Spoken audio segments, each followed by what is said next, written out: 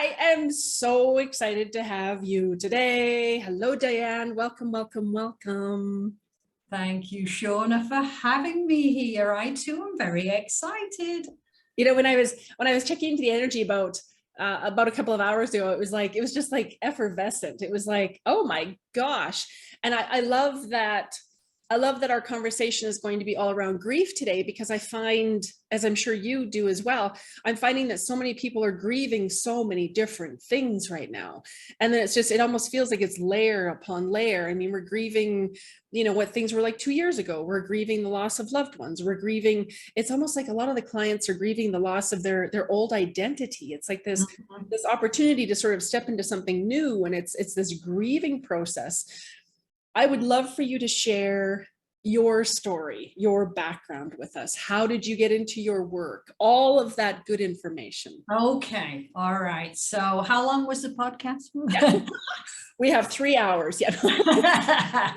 Okay. So many moons ago, I was an esthetician and I gave facials, and that was for about 20 years. And in the process of giving facials, I realized you're so close to people. I could feel this energy. Aww. And so I thought, wow, this is really interesting. So I became a Reiki master and I got into energy healing and I worked with crystals.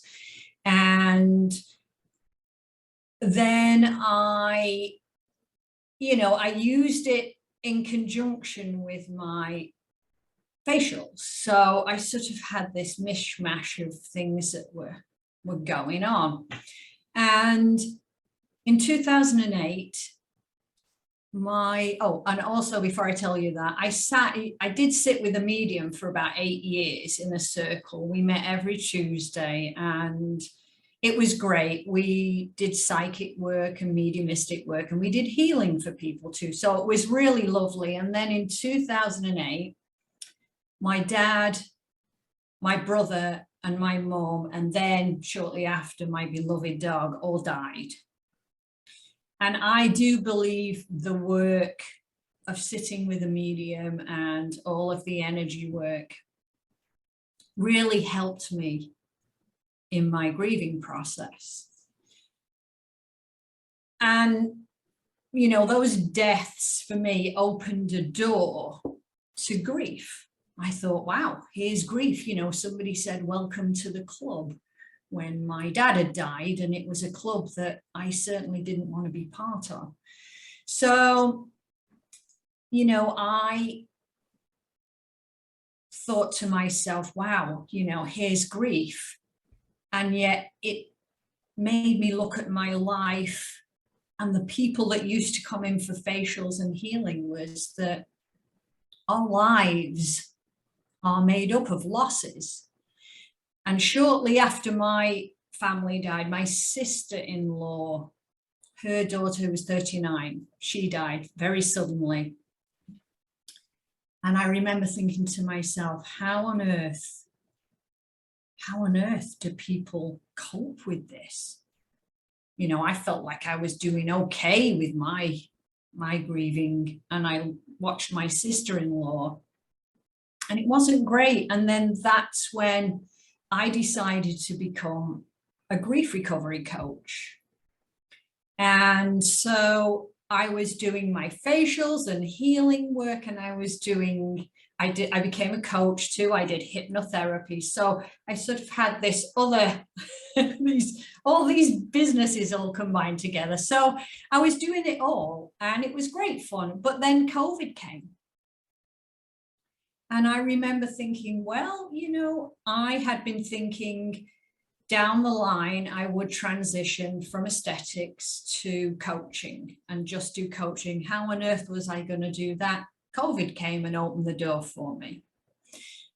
And so I said, well, that's it. I will touch people in a different way now, and I will just concentrate on grief recovery and hypnosis. And so that's what I did. But I have to say, in letting go of my aesthetic business and all of my clients that I'd had for over 20 years, I grieved. course. I agree, you know, and here we are in the midst of a pandemic, and, you know, all of a sudden I felt lonely. Mm-hmm. No clients, you know, and so I grieved at that transition Mm-hmm. because it was something familiar Mm-hmm. that I was losing, even though I was going into something that I absolutely love. Right. I Right. grieved. So that, you know, so now I'm doing it full time and I absolutely love it. And that really is my story and how I've evolved. I absolutely love that. I love that.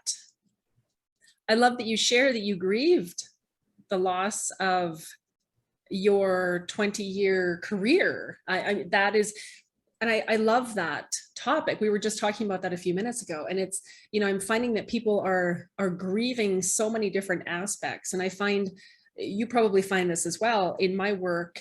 It's almost giving people permission to grieve.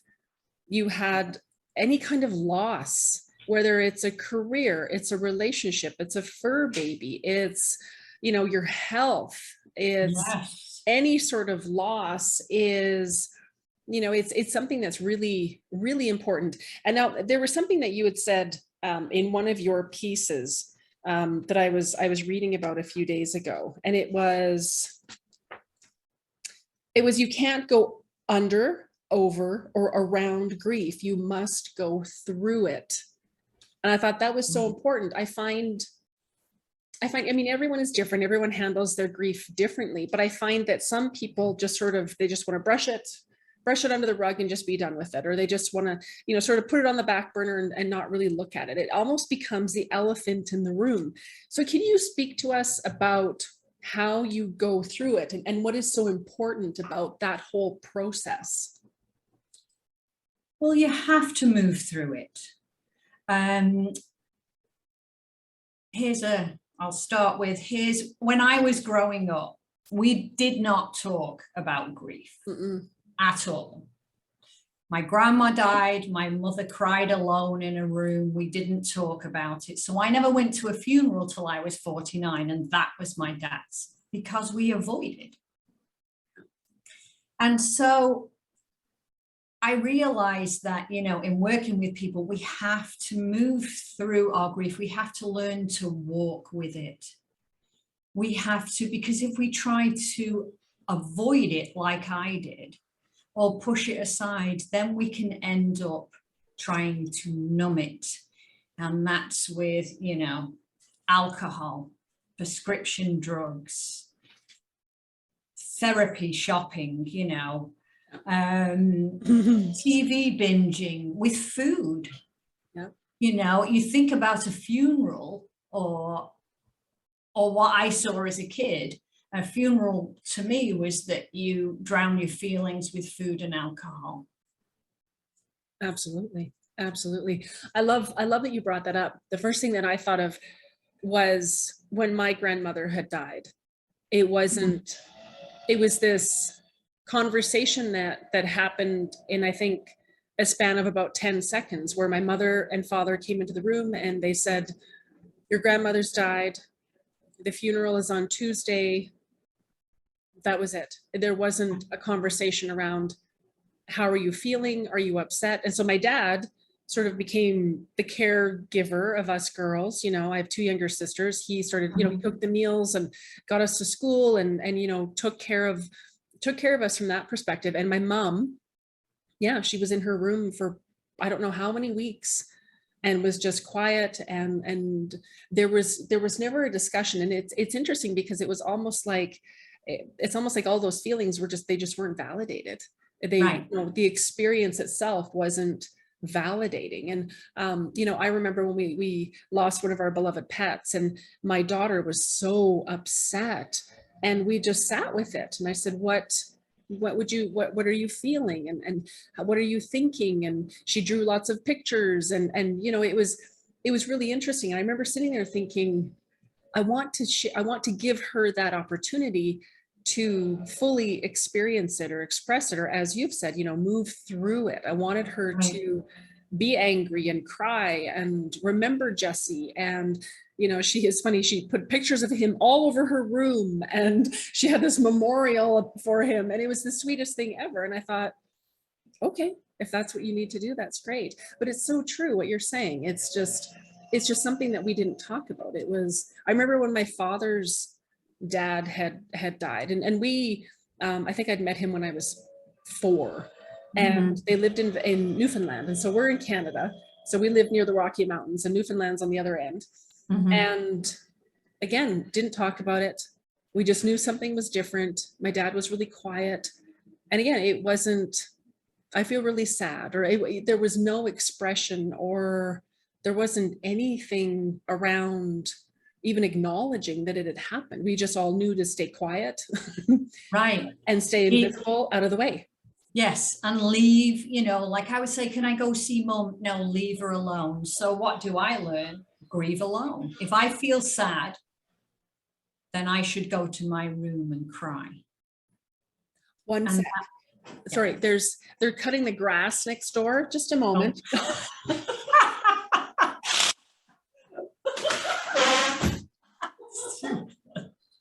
I know, right? Like, really? Do you not know that we are doing important work here? Like, seriously?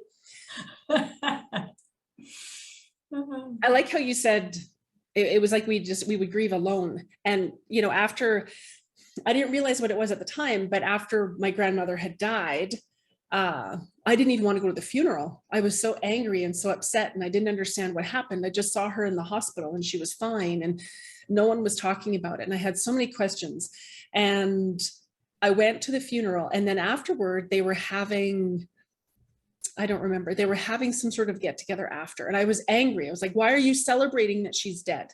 I don't want anything to do with that. Take me home. I absolutely refused to go. I was so upset because, I mean, she was the matriarch, you know, everything revolved around her.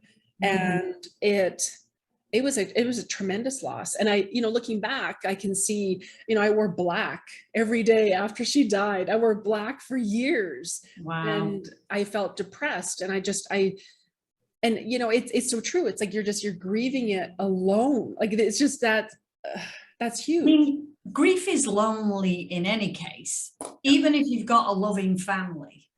Yeah. We all, like you said, we all grieve differently. And so even if you've experienced a similar loss, you can never tell somebody, I know how you feel.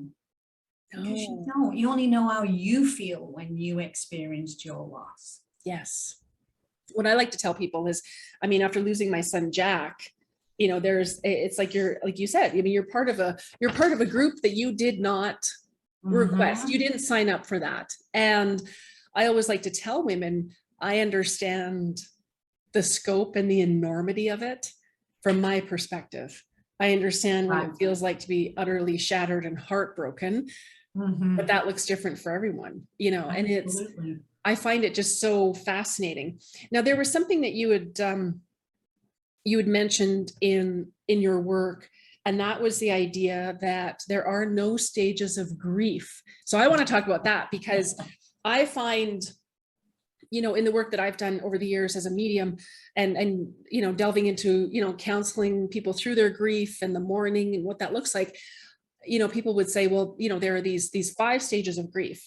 And I know going through my stuff, it was like, no, I feel like there are probably 20 different stages of grief, and mine would ping pong back and forth and all over the place. And there wasn't, and you know, it's almost like, I had one client who said to me, she said, well, I haven't felt angry.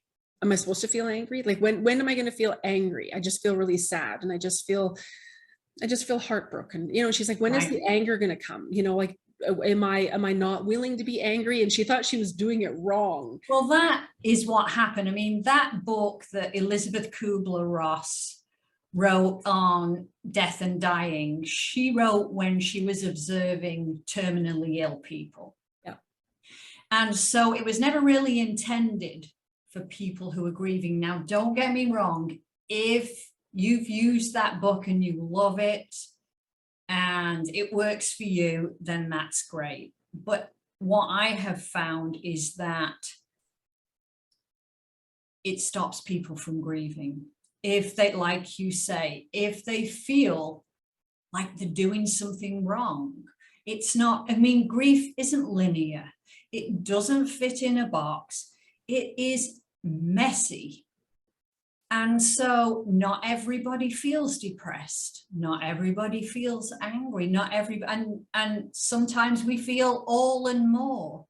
So the reason why I say that is just because, you know, grief is a step-by-step process.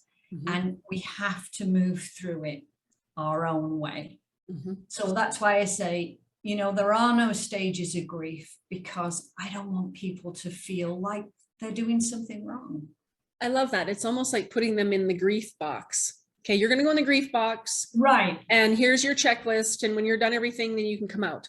And so I find that interesting. Now, you know, I've chatted with so many different people around what grief looks like and what mourning looks like, and that they're two different things. What are your experiences with that? Do you see it as it's just we're grieving and mourning is a part of that? Do you see them as two separate things? What does that look like from your experience? You know, I don't really differentiate them. I mean, to me, mourning is an outward thing and you're wearing black, like you said. Grief is grief. I mean, you still got those feelings within. You are still experiencing all of the emotions.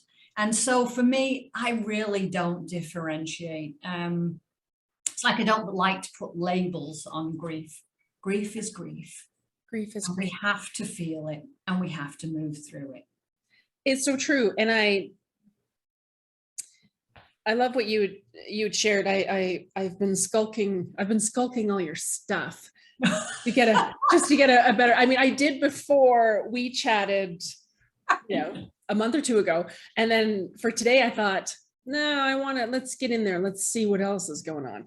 So okay. I love the idea of, you shared that fond memories of our loved ones, that should be the focus and do not live in the pain of grief. And I often share with people that it is a choice to suffer. If we want to step into that, that's fine. I mean, from an energetic perspective, I say to people, you know, throughout the day, we can choose and decide how we'd like to feel while we're honoring our experience and what's happening. And you know, I've often said to people, you know, when I grieved my son, there were days where I actually felt moments of joy and happiness and, you know, my life felt meaningful. And then in an hour from then, it was like I was completely decimated again and crying. And so I love that. I love that, you know, it's really helping people to focus on, you know, what are the memories of your loved ones, and those memories, right. All of that is still there. Absolutely. Absolutely. You know, I find that people think if they heal, then they will forget. Yes. Yeah. And healing to me is honoring your loved one. Yeah.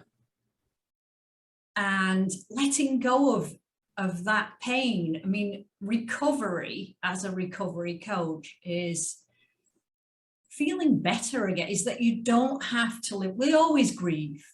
There's grief. We walk with grief and it finds its place in our heart. And those feelings can come up and go, but we don't have to live in emotional pain. We can, and when we can let go of that pain, then we can really focus on those great memories, and we can honor our loved ones, and we can create rituals. And, you know, even though they're not physically with us, then we still have a relationship with them. Absolutely. Absolutely. I love that. You know, in the work that I do, I always tell people, you know, just because they're not in their physical body anymore, doesn't mean that love has died. It doesn't mean that connection has died. It means that you have a different relationship. And I think it's just so important for people to understand that it doesn't have to look a certain way. Right. It doesn't have to look a certain way. You know, there was one family I read for years ago. I read for 5 family members, and they were all at a different place with their grief. And I love how you said that it's yours. I mean, that is, you know, they were all, you know, one had fully accepted it and was connecting with their mother. One couldn't function. One was so angry at everyone and blaming, and just, it was so fascinating to watch where everyone was on that spectrum. And I think that mainstream information around grief is that, you know, as we've talked about, there are those stages. It should look a certain way. You know, this is, and you should get over it at some point. Like, it's just, it's almost like it's something you need to get over. And, you know, in the work that I do, there have been countless mothers who have said, I have to say my child's name every day, because if I don't, it means that they're forgotten and they're gone forever. And it's like, it fascinates me that this information is out there, because nothing could be farther from the truth. I mean, it's just, sorry. I mean, look what we hear, you know, time heals all wounds. Yes. Just give it time. Give it time. Better. Give it time. Yes. Time does not heal all wounds, and it certainly doesn't heal grief. I've worked with people who have carried their grief around for 20, 30 years. It's what you do within that time that matters. And this is where we learn that it's okay to talk about our feelings. Yes. That it's okay to reach out for help. And whether you start with journaling or a friend or a family member, or you do all of it, you find a professional, it's okay. Absolutely. And that brings me to my next point. You have your Give Grief a Voice journal. I love that. I love that. Yes, yes. Show us your journal. And how can people find it? We will go over this again at the end, but how can people find it? Okay. So I have this, it's Giving Grief a Voice. They can find it on Amazon, or go over to my website, and there's a link on my website that will take you to Amazon. But basically, Amazon is the place that you want to go to find it. Okay. And I always think journaling's great, because it's a great way to start, because it just helps you to get it out. Yes. Of here onto paper. And sometimes we don't know what we are even thinking and feeling until we get it out. I love that, you know, and it's so fascinating, because I always tell people, you know, if you allow the information to come through you and out onto the paper. I have some clients that journal on their computer, and then I say, just get it all out of here.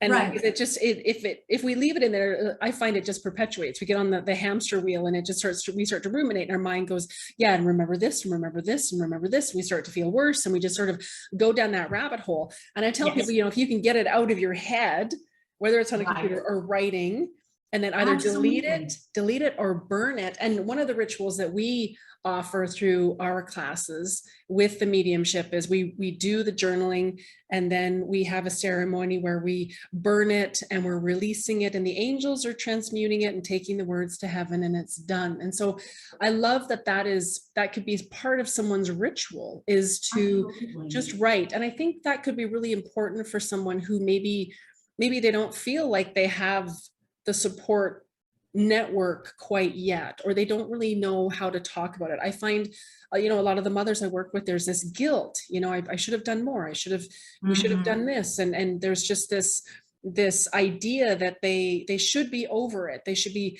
thankful that they have other children.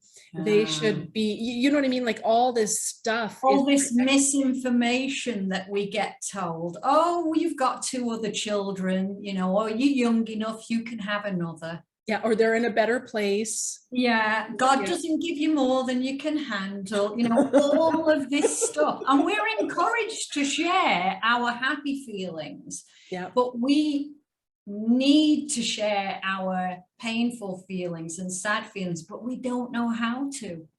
Yes. And so I love the idea of your journal, and we will have all the information in the show notes so that everyone can find it. Okay. I think that it's, yes. And I think that it's just so important to, and I'll just share really quickly, after I lost my son, I was just in shock for a couple of years. Like, and as a medium, people would say, well, what's the big deal? You're a medium, you can connect, go do your thing. And it would take connecting with another medium to help me to start to work through it and just acknowledge it. And I will never forget, she said to me, you must give your grief the dignity that it requires, because this was a tremendous loss for you. And no one, and that will stay with me forever, because whether it's a fur baby, a child, a parent, a sibling, a friend, no matter what that loss is, it's a loss. Like, there are no losses that are greater or less than. If you are experiencing pain from that loss, that's real. That all feelings are valid. Yes. No matter what. And that's why we should never compare losses, because that again will stop you from grieving. I forget what the saying is about the cobbler who's got no shoes, who looked at it, so yeah, they've got no legs. It's that type of thing. If, oh, I've lost a dog, well, somebody's lost a grandparent, their grief, it stops us from grieving. All feelings are valid. That is so true. And, there was a client that I read for a few years ago, and it's like she wouldn't even acknowledge the loss of her child. And she kept saying that other people have it worse. I should be thankful that I have another child. I should be thankful for the time I had with my daughter. Other people have it worse. And it's almost like, I find it's fascinating when you give someone permission, when you acknowledge the pain, when you just create that sacred space for them to step in and just sit with it, be with it, acknowledge it. Right. And do you find, sorry, go. No, I was just going to say, I tell my clients to lean into their feelings. Lean into it. Yes. Yes. Right. I always tell them, I reference Brene Brown. I say, just, we're going to get in the arena with it. Maybe today you can look at it. Maybe today you can acknowledge it's there. Right. Maybe today you want to grab in a chokehold and take it out. Maybe today you just want to sit with it. So it's just, I think it's just acknowledging that happened. I also find such a difference with spouses. So, spouses or partners who have had a loss, I find it so interesting that some spouses, it's almost like the grief can bring them closer, while others, it's like a wall between them, and they don't even know what to do with it. So what, in those instances, can you shed some light on what that looks like for people, and where would be a great place to just even start to offer support if you have a common loss in your world? Where they can find, I'm sorry, repeat the question again. Where can they find, how can they start to, is that what you're asking? Is there a way that they can start to show up for one another, that, and not, is there a way that they can show up while just honoring the other person? I think it's more around, Gotcha. How do we honor the other person and where they're at? Okay, I think first and foremost is, like we've said earlier on, everyone grieves differently. So if your husband is not crying or does not cry, or your partner or is not crying, it doesn't mean that they're doing it wrong, that they're not grieving. We have to honor each other's feeling. I think the biggest thing is to sit down and talk about it, which again is one of the hardest things. I mean, especially with a child, nobody's ever prepared for the loss of a child. It's not the natural course of, and actually I was just heard something the other day, like 91% of couples whose child dies experience child loss, and ends up in divorce. Yes. I read something similar, and that just blew my mind. I know I knew for myself that, when we lost Jack, it was interesting, because it was not that I expected my partner to I think I expected him, maybe it was the expectation, I'm not sure what it was. I thought that we would sit with it together and work through it. Whereas in his mind, it was done, it was over, not meant to be, we don't even need to talk about it. And I was Right. absolutely decimated. So I remember looking back thinking, I'm pretty sure that was the beginning of the end of that relationship, because if you don't have some semblance of knowing that person has your back, or knowing that that person can just even hold space for you, just, like I found that that's a great point. Like that is, and again, not that I expected him to get into the trenches with me and feel it the way that I felt it, Oh, just acknowledging, yes. I see it. I think with our grief, it's so powerful when someone can see us in the grief and acknowledge it, and not see us as wrong or flawed or different or weak, or Right. just to be seen with it. And we're not broken, so we don't need to be fixed. Exactly. We just need to be heard. Exactly. And I think it's so important. I think it's so important um, for the women that I work with, they always get to a point where people are not mentioning the child anymore. Yeah. And they feel like, but this loss, it hasn't gone away. Like it hasn't, and it almost makes people feel uncomfortable. And it's just, I've got a few friends who have lost children, and we make a point, I know when the anniversaries are coming. And so a month before, I'm reaching out and saying, okay, this is coming up. How can I support you? What does that look like? And Right. I think that definitely with, experiencing a worldwide pandemic and the grief that's been associated with that in a multitude of different ways, I'm finding grief is coming to the forefront on so many different Yes. podcasts, and it's something that we have to talk about. Yes. Yes, we do. And talking about people disappearing, it's very common. I work with a lot of women who have lost a spouse or a partner, and their partner, they've died. And most of them will say, my friends don't, the friends that we had as a couple don't come around anymore, or maybe one or two will, because they don't know what to say. Okay. And they're afraid that, inviting them to a party on her own will be too hard for, so people don't know what to say. So the easiest thing to do is avoid. Mm-hmm. Mm-hmm. And it's very hard for the griever. That's when we feel so alone and isolated. Absolutely. And I mean, it's such a delicate balance to, Mhm. but I think the most important thing is to continue to include our people. I mean, give them the option. And if they opt out, Yes. that's okay too, but just to still give them the option. Yes. And yeah, I find that just so fascinating. It's so true. Now, what can you shed some light on the best steps to coping with grief? We touched on it a little bit earlier, but what are the best Right. steps to coping with grief? Well, first and foremost is treat yourself with kindness. Be kind to yourself. Be patient. Lower your expectations. Self-care is not selfish. Mm-hmm. We always put ourselves on the back burner. If even when we don't have an appetite, Mm-hmm. eat. Have some healthy, fresh food. Go out and get some exercise. Move your body, even when you don't feel like it. Take a shower. Can be one of the hardest things. People say, I haven't showered in.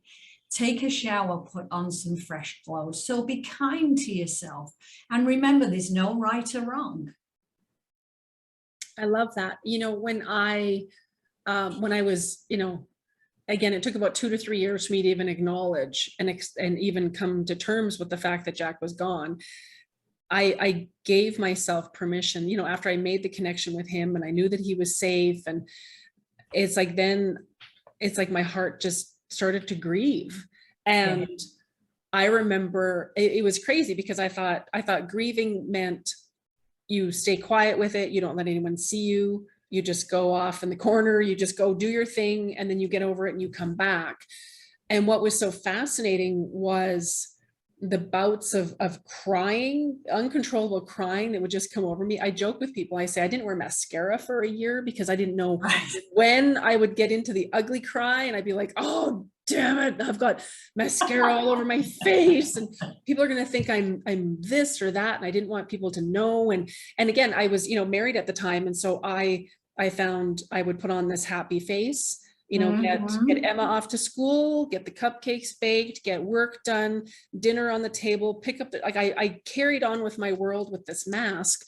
And then when I was alone, I would give myself permission to just completely lose it. And what was interesting is I didn't realize this at the time, but my whole body would ache. Yes. And so I would have my heart felt like it was broken, and my entire body would ache. And since then, I know now when I'm grieving, sometimes I don't think we cognizantly, I don't think we know. It's like, oh, here's my day timer. Today we're grieving. Like, it doesn't come like that. We just sort of comes in waves or pockets. And now to this day, that's the first thing is just, oh, I'm grieving. That's what that is. And once I acknowledge it, right, it's like floodgates are open. And grief is physical, mental, emotional, and spiritual. Yeah. I think, and I loved our discussion earlier around that there aren't any stages to grief. I love what you just said. I think that grief shows up in those 4 ways. Mm-hmm. And I think that could be a roadmap for people to, is this emotional? Is this physical? Is it spiritual? Is it, it's just, I think that right there is, for me, is a huge takeaway from our conversation today, because it's true. Like it's funny. I used to say to people, I say to mothers all the time, it's okay. You can get fucking mad. You can be angry. You can, absolutely. I was angry at God. I was angry at the doctors. I was angry at myself. Yeah. I was angry at Jack. I was angry at my spouse. I was angry at anyone who looked at me the wrong way. And it was like, oh my, what is under that? It was fascinating how things started to show up in my world. And I found that I didn't have a network of people to talk to. All of my friends had children. And so it's like I stopped being invited to things, right? Like it wasn't anything they wanted to really talk about. Or I found that, when they were pregnant with their children, it's like, there was just always this little undercurrent of, well, they didn't want to be too happy around me. I wasn't invited to all of the events and so I find that people make those choices for us, where I think they just need to say, okay, this is what we're doing.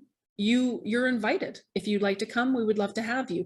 I think that's part of it as well. And you said this earlier, that people don't know what to say. So the easier thing is to not say anything.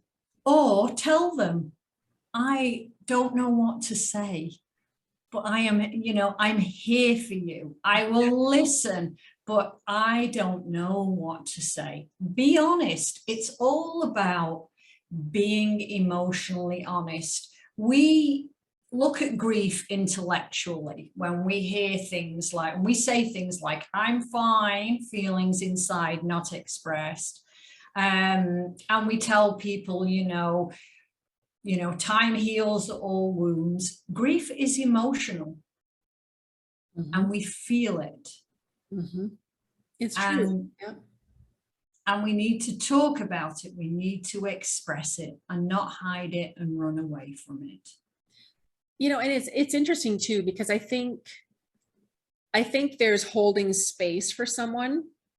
And I think there's also, I know I've experienced this before, where someone in my world, they've had a loss, and it almost got to the point where that was all they were talking about. Right. It's like, that was every phone call, several calls a week, and that's all they wanted to talk about. And I've had, several discussions where I've had to say, have you reached out to someone? Like, I'm not trained in this. I can hold space for you. Absolutely. Mm-hmm. Maybe we need to look at finding some extra support for you. And so I think it's a very fine balance. And I think it's, allowing people to share it, but also being able to have that boundary to know when it can be too much for us. Not only do we not know what to say, we don't want to, we're not that person's therapist. We're not that person's counselor. Right. We Right. are, right, like we can hold space, but also recognizing that if it becomes greater than we feel comfortable with, that it's, you know, it's interesting. I follow the work of Stan Tatkin, and he's a relationship expert, and he talks about the relationship bubble. And I think this applies to every relationship. And he says, you know, the relationship bubble is sacred, and our personal work needs to stay outside the bubble, and thirds need to stay outside of it. So grief could be considered a third, you know, career, money, children, Right. whatever that is. And so I think it's very important to acknowledge the grief, but to also hold sacred what that relationship is while supporting someone. So what are some really, can you give us some tips on what you can do to support someone when they've lost a loved one? Be there for them. Just as I say, if you don't know what to say, just show up. Be there for them. You could, if you can't be there physically, you can text them, call them, email them, reach out for them. I think one of the biggest things, if they're close by, is don't ask them to, if you need anything, go over, take dinner for somebody, mow the lawn, take the dog for a walk, ask them if they want to go for a walk. It's be there for people, and don't worry if you don't know what to say. It's okay. I think just being there for somebody is so helpful, just being present. And again, if you can't, reach out to, have a chat on the phone. I really love that. You know, it makes me think of, you know, when my daughter was born, neighbors were dropping off presents, and, you know, they made muffins, and they made dinners, and they brought flowers, and they brought fruit, and they, you know, there was this stream of beautiful generosity. And I wonder if it's possible to start to have that show up for people who have lost a loved one, not necessarily to bring flowers or write a sympathy card, but just different ways that you can just show up. I love that you just said that. I mean, can you imagine how special that would be to, you know, open your door and there's a little gift. You know, I was thinking of you, I wanted to drop this off for you. Not just, I like what you said about, yeah, let me know if you need anything, because people typically won't. No, you have to just do it. Yeah. You know, let me take the dog for a walk. Be physically there for them, because people won't, because we're not used. We don't want to burden anybody with our sad and painful feelings. And like you said earlier, we wear this mask. I'm fine. Oh, stay strong. Yep. For who? For who? Exactly. And I think it's just, it's acknowledging the loss. If someone, you know, needs to grieve for however long, that's okay. It's, do you find that people can get stuck in their grief? Do you find that? Absolutely. And I think what keeps most people stuck is the could haves and should haves. Yeah. When somebody dies, it's not just the loss of the person, it's the loss of hopes, dreams, expectations for a future that is very different. Yes, absolutely.